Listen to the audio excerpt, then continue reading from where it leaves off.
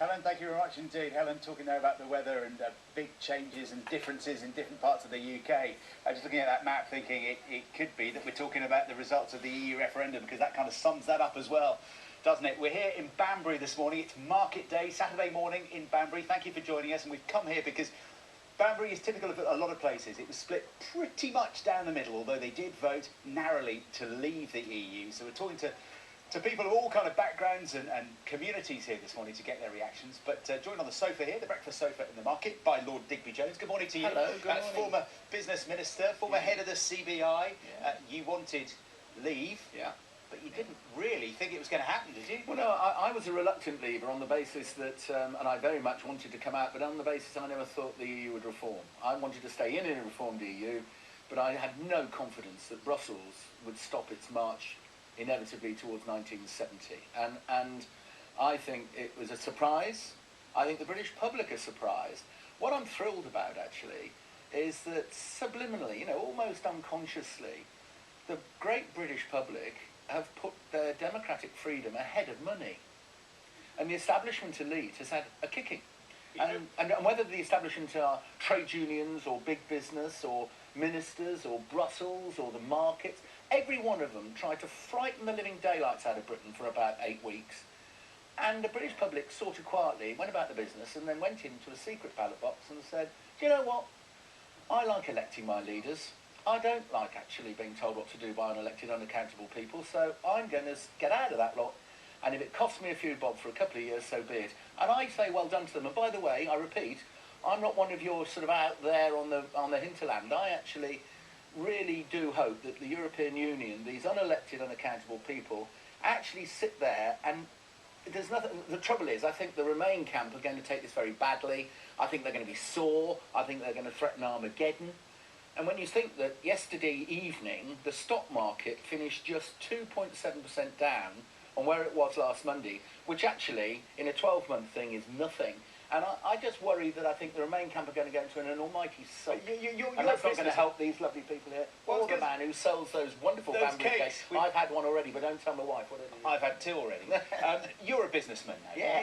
You know all about money. You know all about this part of the UK. Well, I only live half an hour up there. We're in a market, and these traders need stability and they need continuity. There are people who are worried about the pound, about shares, about pensions.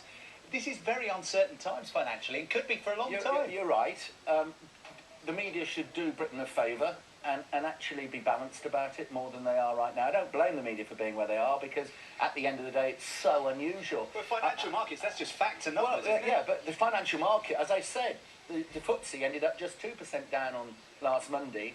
The pound actually came back up 6%. And I think it's one of those situations where we're all of us, you, me, everybody is in uncharted water.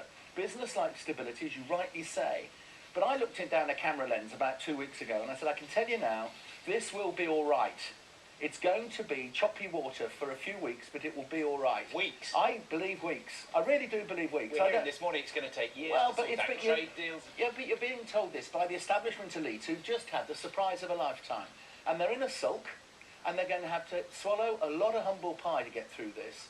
And all I would say to them is, everybody in this country has to respect it. They would expect, if they'd won, they would have expected the leavers to have said, right, it's democracy, buckle down and make this happen for this wonderful country of ours.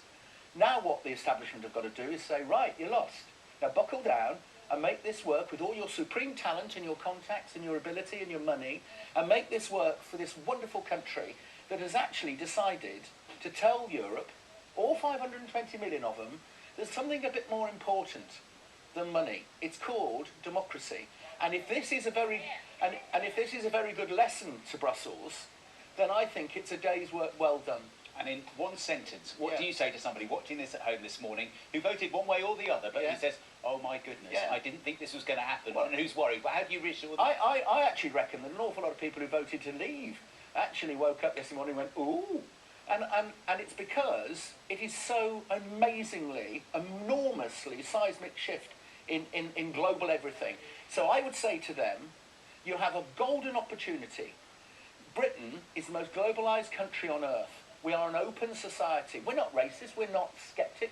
We actually are an incredibly open society, tolerant place to be, and you have the opportunity of a lifetime now to make the European Union and Europe our friends, our partners, but in an environment where the world... I mean, these people who said, oh, you're going into isolation. We actually were going into the only race that matters in Asia's century, and that's a global race.